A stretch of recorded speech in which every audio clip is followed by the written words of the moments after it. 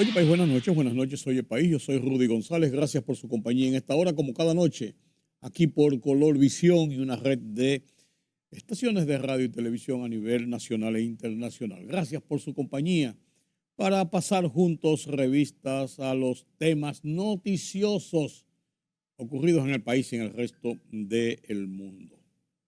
El tema en República Dominicana, la reforma fiscal, que se llama Ley de Modernización Fiscal, puesta en el escenario de la discusión por el gobierno este lunes.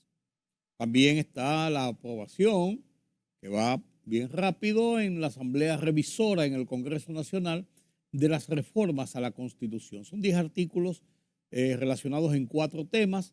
Ya se avanza en la primera lectura para final de esta semana, inicio de la semana próxima, la segunda lectura. El presidente de la Cámara había dicho que unos 5 días después de la primera lectura, la segunda lectura. Mientras tanto, en Haití siguen las protestas y las quejas oficiales del gobierno haitiano sobre las deportaciones, que República Dominicana continúa hacia adelante como una decisión de Estado tomada por el gobierno de la República Dominicana. En Israel siguen las hostilidades, un tema trascendente del que tenemos mucha tela por donde cortar. Mientras tanto, en las medidas de coerción sobre el caso, ¿cómo es que se llama el caso? ¿Cómo fue que le pusieron acá? Camaleón, en el que están involucrados una serie de jóvenes, principalmente por el tema este de los semáforos, el contrato del Intran y el tema de seguridad nacional. Estos y otros temas los veremos en detalles después de la pausa. Alegando que las medidas son para atender las demandas de la población que implican un aumento del gasto público y que las mismas no deben seguir siendo financiadas con endeudamiento. Para evitar que la deuda siga creciendo, el gobierno presentó la propuesta de reforma fiscal. El ministro de Hacienda, José Manuel Vicente, explicó que el gobierno busca captar fondos para reducir el endeudamiento público, combatir la evasión y la elusión tributaria, eliminar exenciones y aumentar el salario mínimo del sector público, entre otros puntos. Las autoridades también buscan recursos para continuar e iniciar trabajos de infraestructura vial principalmente, así como para fortalecer el sistema de salud implementando los centros de atención primaria, para destinar unos 18,000 millones de dólares al sector eléctrico y lograr más fondos para continuar con la construcción del muro fronterizo entre el país y Haití. El ministro de la Presidencia, José Ignacio Paliza, dijo que la reforma no es en contra de ningún sector, sino en favor del país, y que no busca tratar de dividir el país entre ricos y pobres, sino en apalancar un desarrollo inclusivo. No se trata de dividir el país entre ricos y pobres, ni buenos ni malos, sino apalancar un desarrollo inclusivo. La reforma es esencial para garantizar servicios públicos de calidad, precisó Paliza. La Asociación Nacional de Hoteles y Turismo, ASONAHORES, consideró que la reforma fiscal propuesta por el gobierno tendrá un efecto negativo para la economía en lo que respecta al turismo, por lo que solicita que la misma sea estudiada y reconsiderada. La asociación explicó que para poder atraer inversión extranjera y crear nuevos hoteles es necesario tener un régimen fiscal como el actual. Sin embargo, en la propuesta de reforma fiscal el gobierno eliminó el esquema de incentivos al sector turístico, a las industrias, al sector textil, los fideicomisos y a las empresas cinematográficas, y ha variado las reglas para las zonas francas y la ley de desarrollo fronterizo.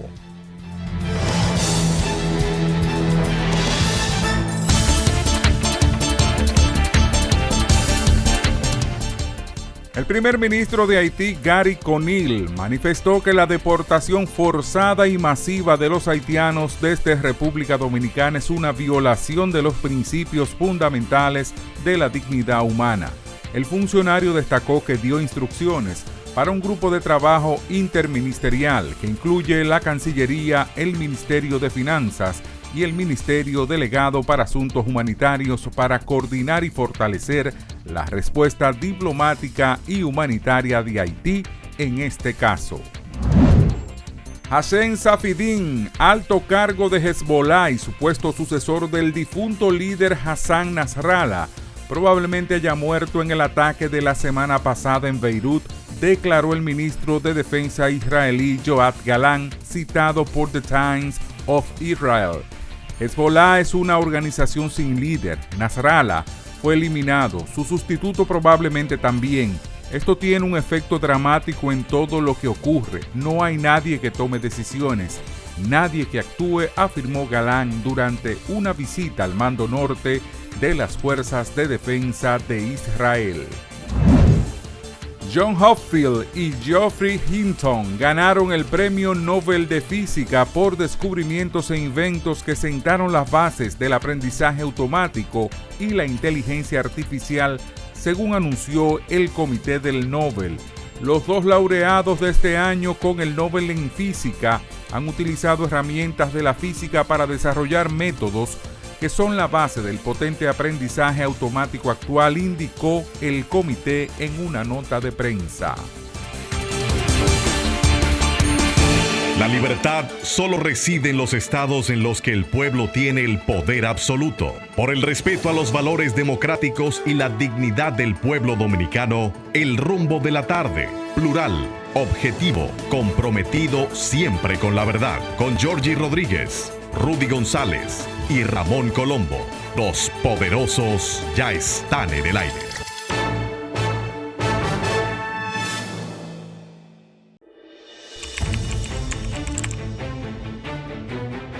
Periodismo de investigación, columnas, opinión, análisis, reportajes de fondo. Hora por hora, una completa plataforma multimedia. Periodismo con valor. Noticias horaporhora.com.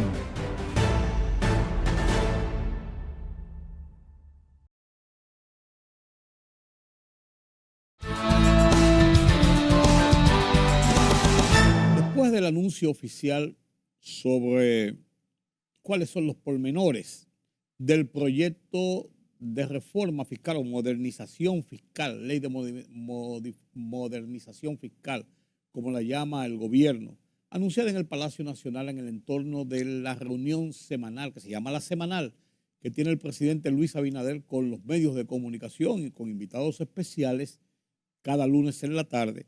Después de esta presentación con los detalles que dio el ministro de Hacienda, Jochi Vicente, diferentes sectores han salido a dar su voz de alerta, su grito de clemencia, por así decirlo, porque se van a sentir afectados con esto. Inicialmente, los productores de ron los dijeron que esta alza en los impuestos va a sacar de circulación el negocio.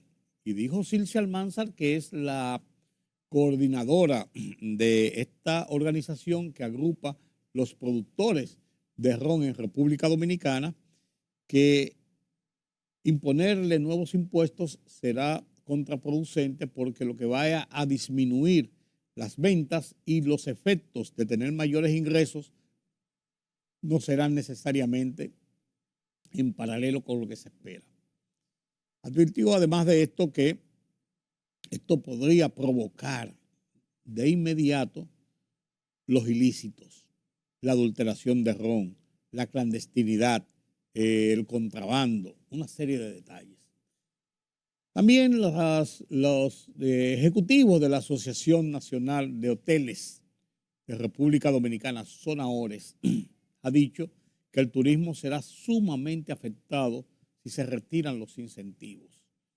No cabe duda de que el turismo ha sido en República Dominicana uno de los puntales principales del desarrollo económico de los últimos años, pero en especial a partir del cierre total de todo en el país y en el mundo a propósito de la pandemia.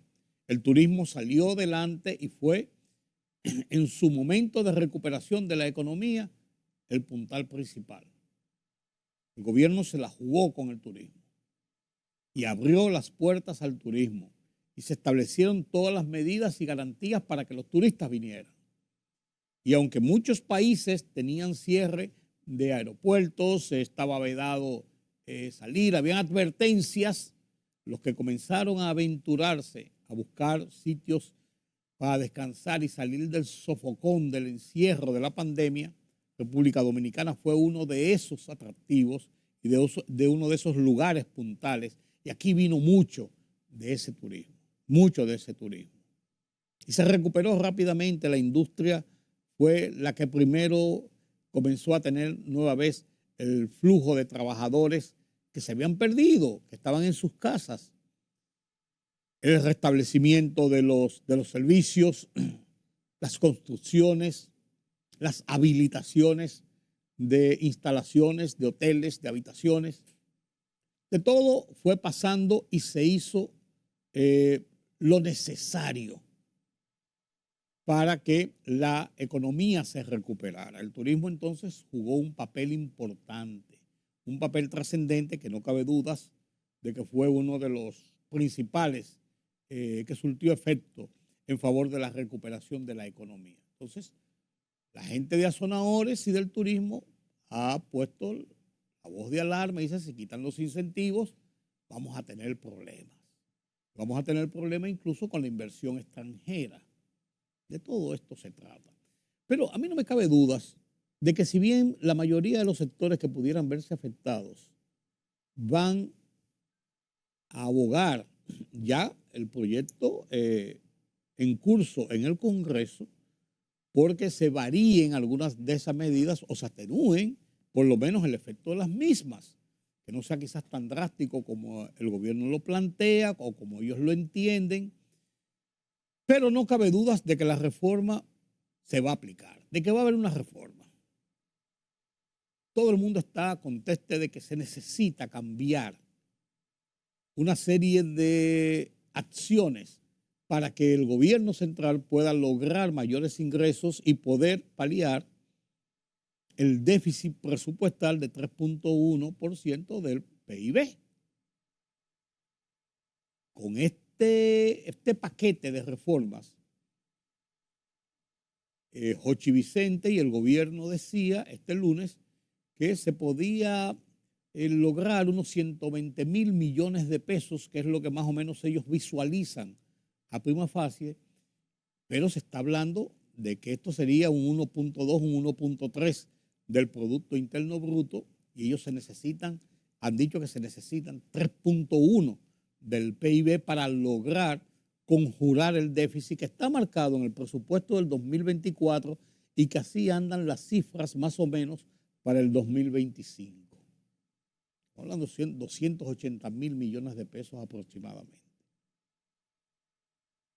¿Qué significa esto? Que podía ser una primera parte, que la segunda parte de lo que se necesita podría ser más o menos conjurado o acercado si se cierra la brecha de la evasión fiscal, que no está contemplado en el volumen, sino que lo que está contemplado son los ingresos por impuestos. ¿Podría ser esto? Ya veremos. El desarrollo de lo que puede pasar en el Congreso está a la vuelta de la esquina. Casi seguro que habrá vistas públicas, que todos estos sectores podrán fijar sus posiciones, pedir las revisiones de lo propuesto, discutir los términos y los alcances de los impuestos de que se ha hablado, pero hay que recordar que esto tiene un componente político importante. Es una propuesta del gobierno, es una propuesta anunciada en campaña, desarrollada a lo largo del primer periodo de 4 años del gobierno del presidente Luis Abinader y del PRM. puesta en manos de los congresistas para hacerla efectiva en el segundo periodo comenzando.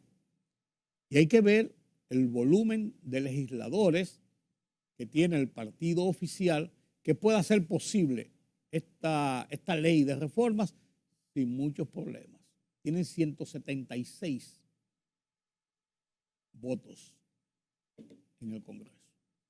De 222 senadores y diputados que hay, 190 diputados y 32 senadores, la oposición en su conjunto apenas tiene 46 votos. O sea, si hay una decisión política, no cabe dudas de qué va a pasar y que será aprobado sin muchos problemas.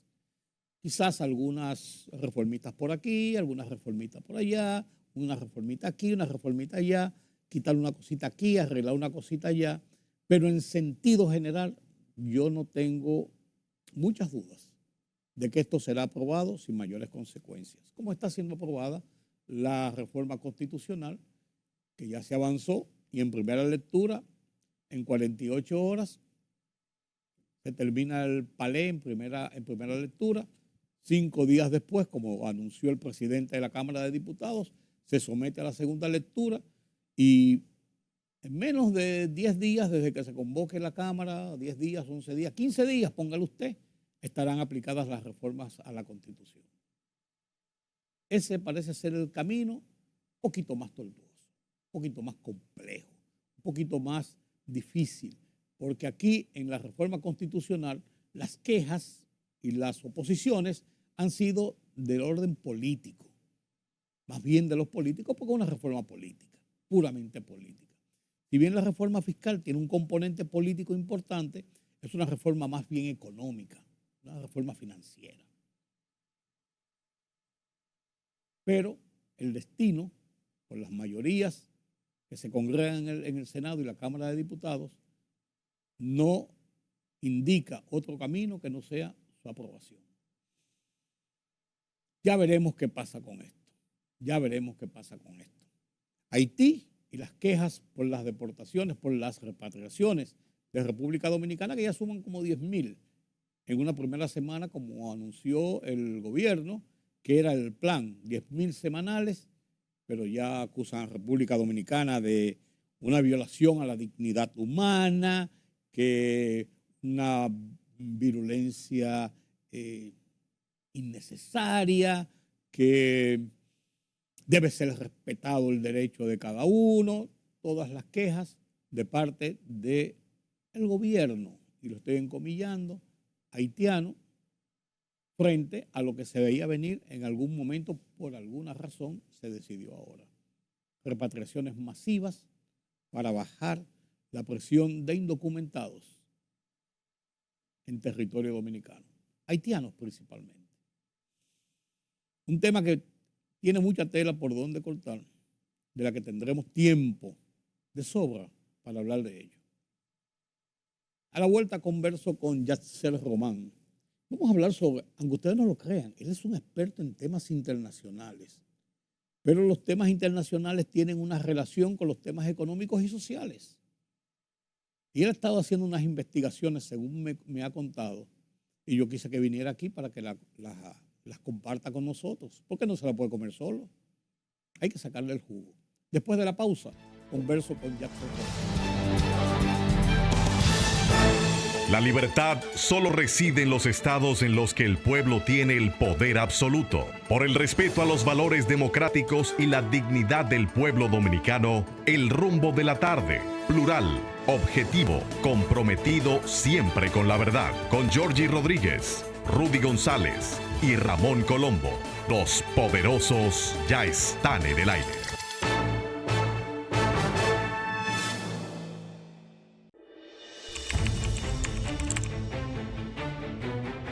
Periodismo de investigación, columnas, opinión, análisis, reportajes de fondo. Hora por hora, una completa plataforma multimedia. Periodismo con valor. Noticias horaporhora.com.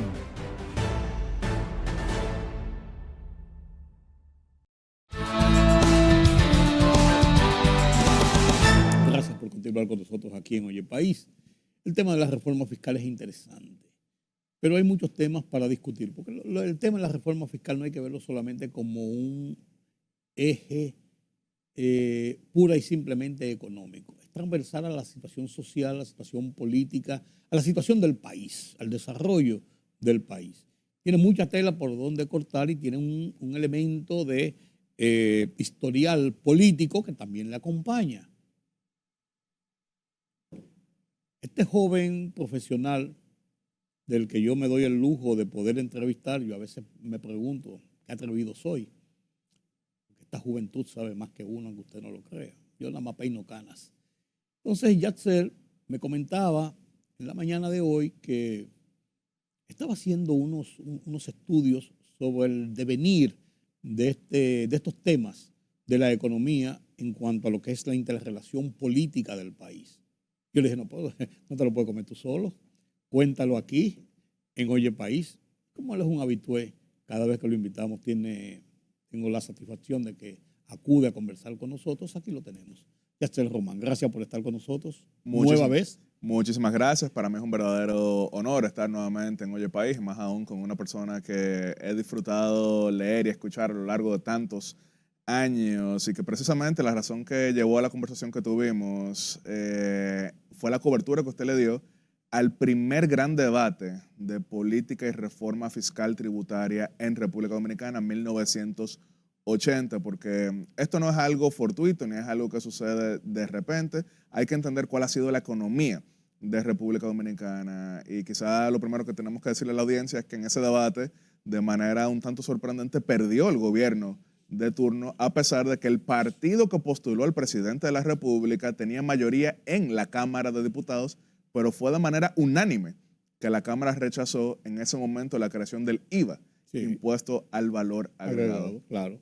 Recuerda que tenía mayoría en el Senado porque en la negociación que se hizo en 1978, 4 senadores de los que había ganado el PRD, según los primeros conteos electorales, para llegar al acuerdo y darle paso a que pudiera entrar el gobierno del PRD, que hubiera la transición, hubo que cederle 4 senadores y un diputado. Sin embargo, es importante entender cuáles fueron los juegos de poder en aquel entonces. El PRD histórico, a pesar de que tenía un liderazgo fuerte en su entonces secretario general, José Francisco Peña Gómez, en el resto de los niveles tenía un archipiélago de intereses en pugna. Sí. Entonces, en el 78, como usted bien menciona, los resultados de mayo de ese año le daban una mayoría con 14 senadores al Partido Revolucionario Dominicano, mientras que el Partido Reformista... En esa época eran 28 senadores. Efectivamente, mientras que el Partido Reformista tenía solamente 12. Sin embargo, fruto de las impugnaciones, en ese momento representadas por Marino Vinicio Castillo, que nunca fue miembro del Partido Reformista, pero sí funcionario de Joaquín Balaguer. Claro, un hombre de confianza de Balaguer. Pedía elecciones complementarias en 4 provincias, porque se comprobó que hubo un dislocamiento del padrón. Entonces, un fallo que fue llamado histórico por ustedes en la prensa de aquel entonces, a pesar de que fue prácticamente lo que había anunciado la Junta, se atribuyeron votos no emitidos para corregir la supuesta abstención irregular y se le atribuyeron al Partido Reformista para entonces de esa manera tener mayoría en el Senado, no así en la Cámara de Diputados. Claro. Fruto de investigaciones. Una razón de esa es porque el Senado tenía en sus atribuciones el nombramiento de los jueces directamente, y entonces era un control prácticamente también de la justicia. Sí, en ese momento la Comisión de Justicia del Senado era una de las más poderosas en el país entero, junto con la de Finanzas, porque definía cuáles eran las listas de elegibles para los jueces. Totalmente. Y ese era quizás el interés de quienes pasaban a la oposición, dígase el Partido Reformista, lógico, pero en el interés del presidente electo estaba el bloquear que su rival interno, Salvador Jorge Blanco, fuese presidente del Senado. Del Senado, claro. ¿Por qué eso tiene que ver con la política tributaria? Se preguntarán algunos en la audiencia. Sencillo. Los años 70, nuestro país vio un crecimiento espectacular fruto de las altísimas rentas azucareras, que representaban un 35% de las exportaciones. Pero en 1977, como bien ha escrito, por ejemplo, Miguel Guerrero, que en aquel momento también trabajaba dándole soporte a lo que terminó siendo Central Romana, cayeron los precios y con ello también cayó la economía del país. Entonces, el gobierno se financiaba más que todo era con estas rentas azucareras que permitían gastar un 5% del Producto Interno Bruto en inversión en infraestructura.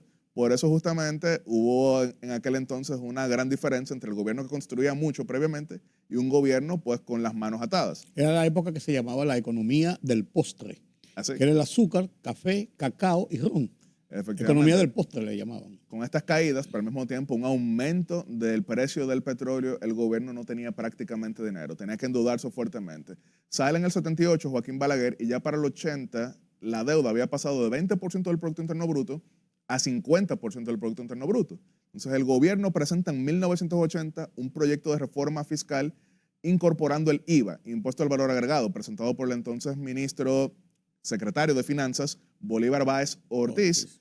Sin embargo, a pesar de que el PRD tenía como partido mayoría en la Cámara de Diputados, aparentemente el presidente Guzmán no colocó suficientes candidatos proclives a su tendencia en las listas y resultaba que la mayoría eran opositores, claro, a pesar de ser del mismo partido. Con gente de su partido. Entonces, precisamente, yo encuentro en los periódicos de aquella época, 3 de diciembre de 1980, nota de Rudy González, Cámara de Diputados rechaza el IVA. Y uno ve la nota y dice 68 diputados presentes, 68 votos en contra.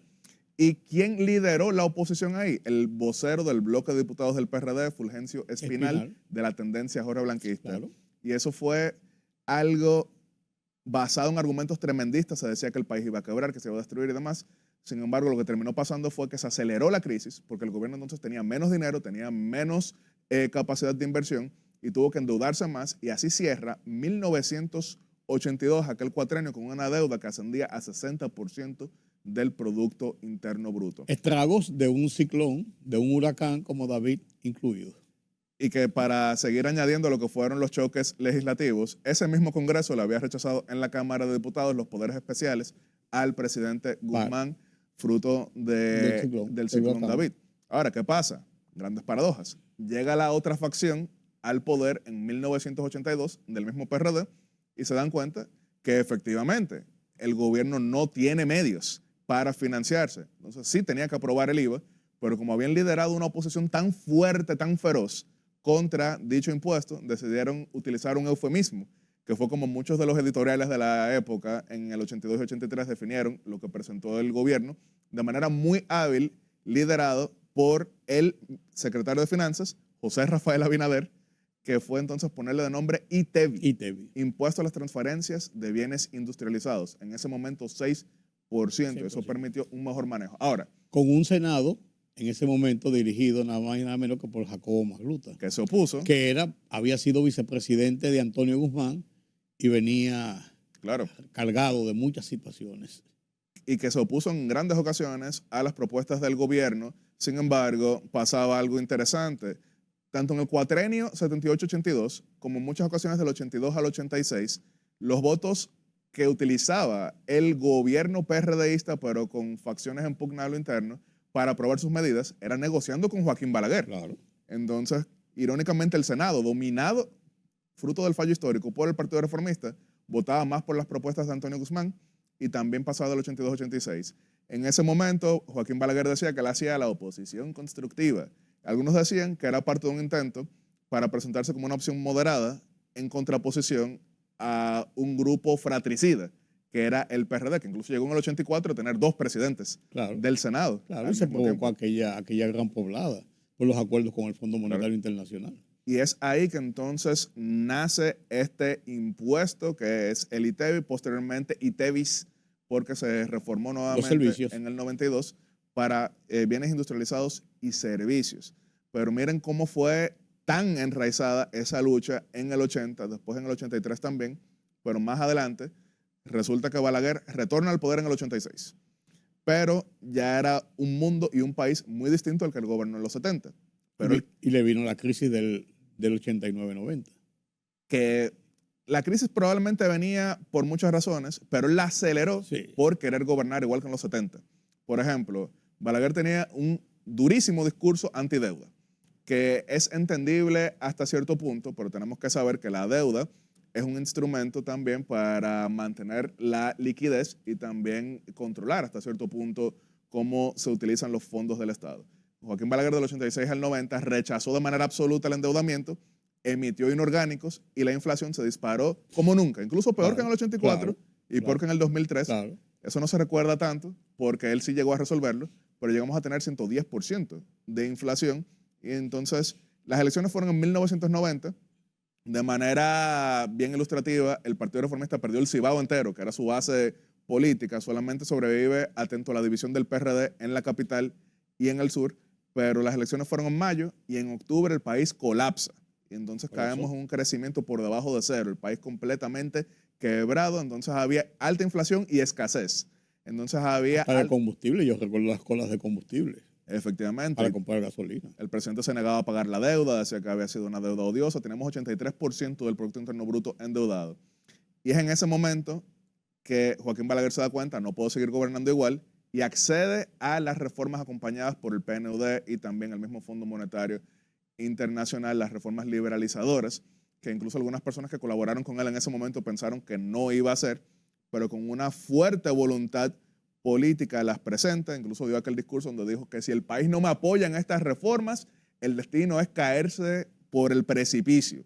El Congreso, que era dominado por la oposición, le rechazó la reforma tributaria de 1991, pero lo que hizo fue que las impuso por decreto. Y esas reformas, que fueron acompañadas por la entonces secretaria de Finanzas, ministra de Hacienda, también fallecida, pero muy recordada y querida, por lo menos por mí personalmente, mi mentorito Bisonó, doña Liselot Marte de Barrios, hicieron esta reforma que significaba disminuir la base del ITEVIS, pero eliminar todas las exenciones, lo cual no le cayó muy bien al Consejo Nacional de Hombres de Empresa, como se llamaba en ese momento. Dirigía Payo Ginebra. Y que incluso que era balaguerista, sí, hasta más no poder. Totalmente. Incluso irónicamente en la campaña del 90, Juan Bosch decía que el Consejo Nacional era un comité del Partido Reformista. Fue Payo. Eran conservadores. Claro. Totalmente conservadores, y el gobierno los apoyaba en muchas situaciones, y entonces se reflejaba como una línea política similar. Claro, incluso se llevó a una división del Consejo Nacional que llevó entonces a la fundación de la Unión Nacional de Empresarios, liderada por Andrés Daguajer padre, que era un segmento que venía de la Asociación de Navieros, de Importadores. Que solían ser un tanto más liberales en la manera en que se manejaba el Estado, ya que ellos entendían que buena parte de estas exenciones beneficiaban a algunos sectores que no eran los de ellos. Entonces se aprueba esta reforma por decreto y aumentamos las recaudaciones de 7% del Producto Interno Bruto a 10% del Producto Interno Bruto ya en 1992, y de haber caído la economía a un 10%, no, mejor dicho, 5% por debajo de cero en el 91, a crecer 12% en 1992, y pasamos de que se vaya ya en el 91 a vuelve y vuelve en el 92. Entonces fue gran inversión, al mismo tiempo también construcción de casas y demás. El gobierno llegó a tener 70% de impopularidad en el 91, pero ya en el 93 era nuevamente popular, y ya entonces a partir de ahí desaparecieron las discusiones que usted recordará, que se hablaba de si Balaguer iba a renunciar a mitad de término o no. Y esa fue una de las reformas más, vamos a decir, integrales que se han llevado a cabo, porque no solamente fue la tributaria, sino también la laboral. Se hizo el Código Laboral en el 92. Se hizo también la reforma arancelaria. Entonces, irónicamente, el presidente se buscó de enemigos a los empresarios, a un segmento de los empresarios, mejor dicho, con esta reforma, pero se ganó los sindicatos con la reforma laboral. Entonces, al mismo tiempo que su sector tradicional se peleaba con él, su sector tradicionalmente adverso se les iba acercando más. Que la dirigió nada más y nada menos que Rafael Alburquerque. Sí, claro, claro. Que entró como el ministro de Trabajo. De Trabajo. También con participación asesora de Milton Ray Guevara en ese momento. Que después fue ministro de Trabajo también. Claro, Rafael Alburquerque, ministro de Trabajo de Joaquín Balaguer, a pesar de haber sido fundador del PLD, dos veces candidato a vicepresidente con Juan Bosch, candidato del Partido del Pueblo Dominicano. En el 96, cuando llega el Frente Patriótico a ganar las elecciones y el PLD al poder, sucedió entonces que Rafael Alburquerque fue el único miembro del gabinete de Balaguer que se quedó cuando llega Leonel Fernández, que era su partido fundado. Y esa ha sido la reforma más abarcadora que hemos tenido, porque de ahí en adelante, a pesar de que hemos tenido 7 del 2001 en adelante, la mayoría fueron aumentos de impuestos coyunturales para cerrar déficits. La del 12 quizás fue un poquitico más amplia, pero fue eso, ajustar impuestos. Claro. En el 97 al gobierno del doctor Leonel Fernández sí le rechazaron su reforma. en ese momento, porque él tenía también una ínfima minoría, tenía solamente 13 diputados de 120, y tenía un solo senador ya de 30. José Tomás En Pérez. ese momento, no era Jaime David Fernández, no.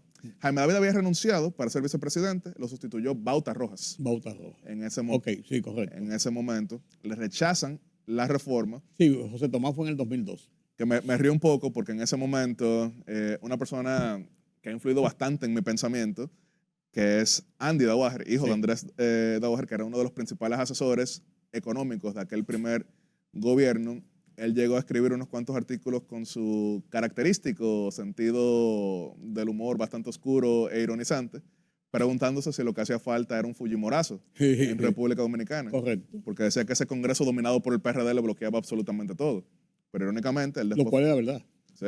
Pero irónicamente, después él fue asesor también de Hipólito Mejía, que aprobó el paquetazo en el 2001, y también en el 2004, fruto de la crisis del 2003, se hizo una reforma que fue más que todo aumentar impuestos. La del 2012 inicialmente iba a ser mucho más abarcadora, que generó muchas protestas, pero como se hizo en los primeros meses, las personas todavía no sabían bien si esto era una prolongación del gobierno de Leonel Fernández o si era realmente Danilo Medina. Casi todas las protestas fueron hacia Leonel. Él dio un discurso diciendo que esto era dirigido en su contra.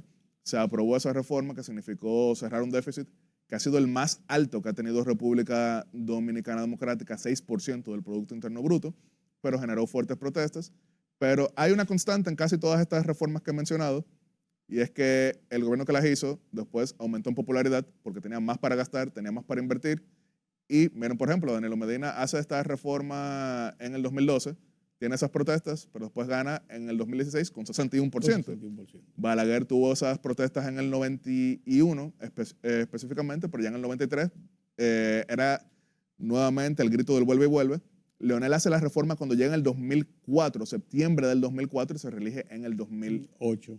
Entonces estoy estableciendo un paralelismo de que nunca son bien recibidas, pero casi siempre, Le deja beneficios políticos. menos del 82 al 86, Sí. por otras razones, como Sí. fueron Y la poblada incluso. la poblada incluso, que fue fruto justamente de una situación internacional que impactaba a lo local. El país estaba quebrado, de ahí no hay duda. Sí. Sin embargo, ¿qué sucedió?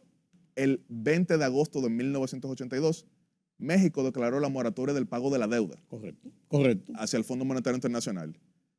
Argentina y Brasil, que eran los otros dos países más grandes, Una teoría de dominó. ven eso y bueno, si México está declarando que no va a pagar, nosotros tampoco. La teoría del dominó, sí, de la reducción de la deuda. ¿Y qué hace el Fondo Monetario Internacional? Decide caerle encima a países que por nuestro tamaño no podíamos precisamente darnos el lujo que habían dado los demás, que fuimos Bolivia, Perú y República Dominicana.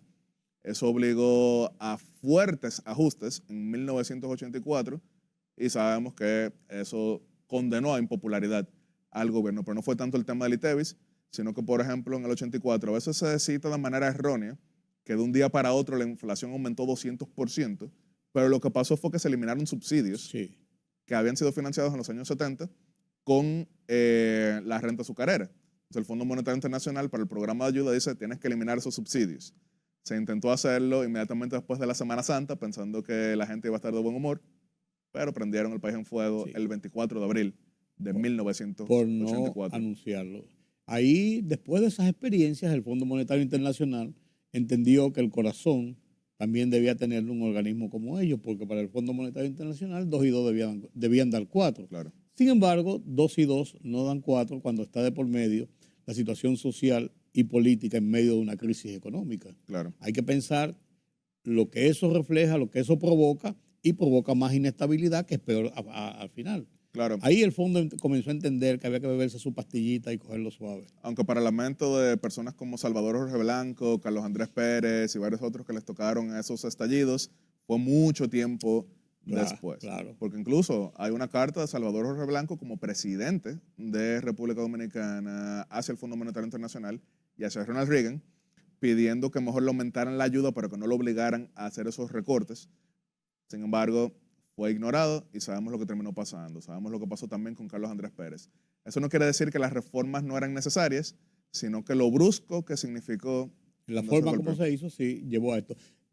Yatzel, si yo te pregunto, el escenario político actual de República Dominicana, ¿qué paralelismo tú puedes encontrar con estos escenarios cuando ha habido reformas fiscales cuando ha habido problemas de crisis económica en República Dominicana. La diferencia más grande de todo esto es la siguiente. 1980, país en crisis, intento de reforma. 1983, país en crisis, hubo reforma. 1991, país en crisis, entonces hubo reforma. 2004, país en crisis, hubo reforma. 2012, país en el déficit más grande que hemos tenido, hubo reforma. Esta es la primera vez que no hemos esperado a la crisis para reformar. Porque se supone que esto se lleva a cabo cuando tenemos, quizás no necesariamente vacas gordas, pero por lo menos vacas subiditas de peso. Esta es la primera vez que se hace así, porque por ejemplo República Dominicana tiene crecimiento, República Dominicana ha disminuido la pobreza, República Dominicana tiene inflación controlada en el contexto latinoamericano, República Dominicana también está atrayendo más inversión. Entonces hacerlo ahora es mucho más recomendable que tener que hacerlo en un momento de crisis. Y que no nos equivoquemos, la crisis vendría de manera inevitable si seguimos con el sistema actual en el cual en un año positivo se recauda 13% del Producto Interno Bruto, pero en un año normal se gasta entre 19 y 20% del Producto Interno Bruto. ¿Y el contexto político, tú crees que son muy duras, muy amplias, mucho más que en otros contextos políticos, o es más o menos similar para la ocasión? Esta es la reforma más amplia desde el 91, porque incluso miren cómo se están eliminando muchas exenciones de sectores poderosos. Yo he visto un discurso un tanto ideologizado de algunas personas que dicen que es una guerra a la clase media. Señores, o sea, estamos hablando de que se están eliminando exenciones que benefician a segmentos muy fuertes. Por ejemplo, estamos hablando de Confotur, estamos hablando de la administración de los parques de industria, estamos hablando de generalización de el ITEVIS, que ahora sí recupera el nombre de IVA. Es una reforma bastante amplia que debió haberse hecho después de la Estrategia Nacional de Desarrollo. Pero a pesar de haber tenido vacas, vuelvo y repito, en el contexto dominicano, subiditas de peso, del 2012 hacia el 2019, por no decir 20, que fue la pandemia, nunca se hicieron. De nuevo, volviendo a citar a Andy, que también ha sido una persona de mucha influencia en mí, él en un momento escribió un artículo en el periódico El Caribe, donde él respondía a las críticas de que si Danilo Medina era un dictador. Y él decía con su tradicional ironía, ojalá fuese un dictador, porque miren cómo está esperando que esté todo el mundo de acuerdo para hacer las reformas que establece la Estrategia Nacional de Desarrollo. En este momento, yo creo que es bastante positivo que intentemos cerrar esa dependencia del endeudamiento, porque, por ejemplo, si bien la carga con relación al Producto Interno Bruto ha disminuido, ahora mismo la deuda pública del sector no financiero es 45% en comparación con lo que llegó en la pandemia, que fue 55%, pero el costo mediante intereses es cada vez más alto.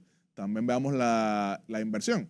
República Dominicana hasta 1996, claro, era el estilo de Balaguer, era parte de la razón por la que le hacían muchas más huelgas que a sus sucesores, pero Balaguer gastaba 5% del Producto Interno Bruto en inversión. Eso significaba generalmente 55% del presupuesto. Del 2004, más que todo en adelante, vimos entonces un aumento del gasto corriente que representa ahora mismo 86% del presupuesto y que el gasto de inversión representa en un año bueno 2% solamente. Entonces ahí no vamos a tener infraestructura, ahí no vamos a tener mejores servicios, ahí no vamos a tener realmente un país que avance por encima de la buena coyuntura. Entonces tenemos que recaudar más, tenemos que gastar mejor. Y eso también es un tanto, vamos a decir, llamativo por la siguiente razón. De nuevo, y usted que tiene tantos años de cobertura, usted recordará que aquí las huelgas hacia los gobiernos eran algo recurrente. Eso cambió precisamente cuando se aumentó el gasto corriente para meter a tanta gente en nómina. Sí. Eso no es sostenible. Ahora, el hacer estas reformas ahora que permitan mejor inversión en otras áreas para diversificar mejor la economía es lo que va a permitir una menor dependencia en la nómina pública y también al mismo tiempo, entonces, más creación de empleos en sectores sostenibles. Yo sé que muchos en la audiencia podrán pensar, pero bueno, pareciera que Jochi Vicente le dio palabra por palabra a Yatzel Román lo que vino a decir aquí, y yo sí tengo que decirlo. Por cierto, un saludo al ministro Jochi Vicente, a mi presidente Luis Abinader. Pero ustedes podrán encontrar participaciones mías a lo largo de los últimos 17 años, porque yo llevo desde mucho tiempo promoviendo este tipo de reformas, porque es lo que va a permitir realmente diversificar la economía, hacernos menos dependientes de la deuda y hacernos menos dependientes del gasto corriente para no solamente ser el país que más crece entre los rezagados, sino poder realmente, como vaticinó el Fondo Monetario Internacional, en el año 2044 llegar a ser un país desarrollado. ¿En qué tiempo tú crees que podemos volver a conversar sobre el resultado de estas reformas y pasar un balance, si fue así, y compararlo también con lo que pasó en otras reformas en el pasado inmediato? Claro, esta reforma está supuesta a entrar en vigencia ya a partir de enero del 2025. Generalmente el primer cuatrimestre muestra un resentimiento, así que eso tenemos que estar preparados para ello. Pasó en el 2012, hacia el 13, que incluso en aquel momento muchas personas decían, bueno, fracasó la reforma de Danilo, porque miren cómo se resintió la economía en los primeros 4 meses. Pero después crecimos de manera espectacular y miren, de nuevo, o sea, hoy en día se olvida un poquito, pero Danilo tuvo 80% de popularidad en ese año 2013. Entonces yo creo que para ver resultados más abarcadores tendría que ser en el segundo cuatrimestre del año 2025.